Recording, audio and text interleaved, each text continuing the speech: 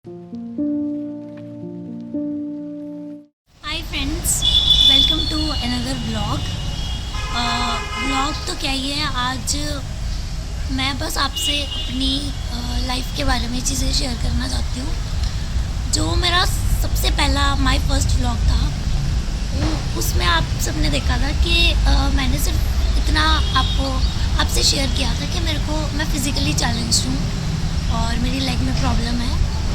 And उसकी वजह से मैंने डिसाइड किया था कि मैं व्लॉगिंग करूँगी, तो इसीलिए मैं यूट्यूब पे आई थी।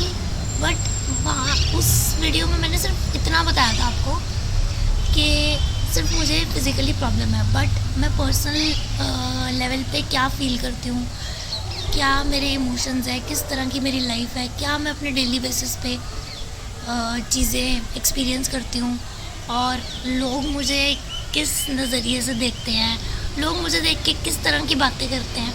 मैंने ये सब कभी शेयर नहीं किया किसी के सामने, बट क्योंकि मुझे ऐसा लगता था कि अपने जो वीकनेसेस हैं वो किसी के सामने लाना, उनसे सिंपैथी लेना होता है। बट मेरे को जब से मुझे प्रॉब्लम है, मतलब मुझे कम से कम 20-22 साल से प्रॉब्लम है चलने में, और मैंने कभी भी किसी से सिंपैथी नहीं ली कि या मैंने उनको बढ़ा चढ़ा के बताया हो कि मुझे इस चीज़ में प्रॉब्लम हो रही है। मैं हमेशा उसको छुपाती थी। अगर मुझे प्रॉब्लम होती भी थी, मैं उसके बारे में कभी किसी से बात नहीं करती थी। बचपन से मेरे को जब मैंने स्कूल जाना शुरू किया था, तब से मैं देखती आई हूँ कि छोटी छोटी चीज़ों के लिए मेरे को कितनी चीज़ें फेस करनी पड़ती हैं। जैसे जब मैं स्कूल में थी तो जब लोग खेलते थे फिज़िकली, कोई जैसे हमारा पीरियड होता था ग्राउंड का, तो सब लोग वहाँ पे भागते थे, कोई रनिंग करते थे, और सिर्फ मैं होती थी जो वहाँ पे बिल्कुल साइड पे बैठती थी। या कभी कभी ऐसा होता था कि जब ग्राउंड का ऐसे कुछ कोई भी पीरियड होता था तो मैं क्लास में बैठी रहती थी। तो इतनी छोटी छोटी चीज़ें मैंने बहुत छोटे होते से देखी थी।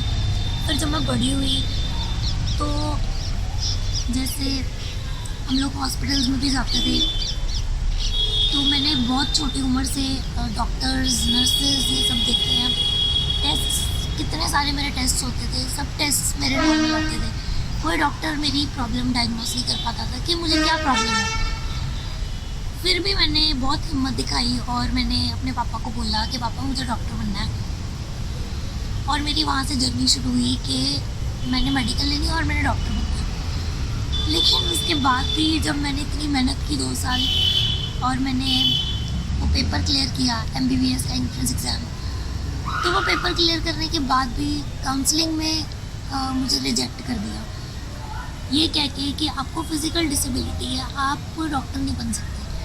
तो मैं सबसे ये पूछना चाहती हूँ कि अगर किसी इंसान को कोई चैलेंज है, मैं सिर्फ ये नहीं कहती कि किसी को फिज़िकली चैलेंज है, किसी भी तरह का चैलेंज, जैसे कोई देख नहीं सकता, कोई बोल नहीं सकता, कोई डेफ है, डम्ब है, किसी भी तरह की प्रॉब्लम, तो उस इंसान की भी लाइफ होती है, उसकी भी अपनी एक डिज़ायर्स होती हैं। मैं बचपन में जब तक मैं बिल्कुल सही से चलती थी, मतलब 5 या 6 साल की उम्र के बाद मुझे ज़्यादा दिक्कत आनी शुरू हुई है। उसके पहले मैं आराम से, मतलब नॉर्मल अपनी एक्टिविटीज़ करती थी। तब तक my basic hobby was dancing. मेरे को डांसिंग का इतना शौक था, और जब वो चीज़ छूटी तो मेरी बॉडी ने एक्सेप्ट नहीं किया कि ये सब क्यों हो रहा है। ये जो मेरी सबसे फेवरेट चीज़ है, जो कि डांसिंग है, वो चीज़ भी मेरे से दूर हो गई। उसके बाद जब मैंने डिसाइड किया कि मैंने डॉक्टर बनना है, वहाँ से भी मुझे रिजेक्ट कर दिया। तो एक टाइम पे आके मुझे ऐसा लगा कि लाइफ ऐसी क्यों है, मैं क्यों नॉर्मल लोगों के जैसे नहीं रह सकती।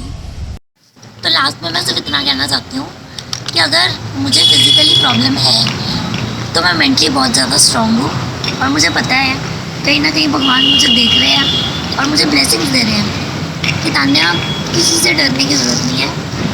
अपनी लाइफ को जैसे तुम चाहते हो वैसे जियो, और किसी से डरने की ज़रूरत नहीं है। तुम जैसे हो बिल्कुल परफेक्ट हो, जैसे नॉर्मल इंसान होता है। एंड अपनी लाइफ को किसी से कम मत समझो, खुश रहो और पॉजिटिव रहो। Thank you so much for watching this video. Do like, comment, share and subscribe to my YouTube channel, which is Tanya Thakur. Goodbye.